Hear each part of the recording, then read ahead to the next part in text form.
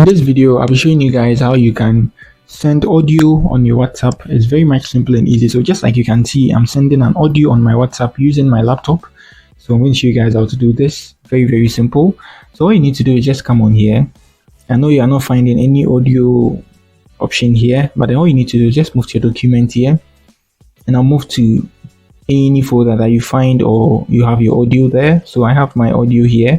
So I just select this and then I tap on this, open.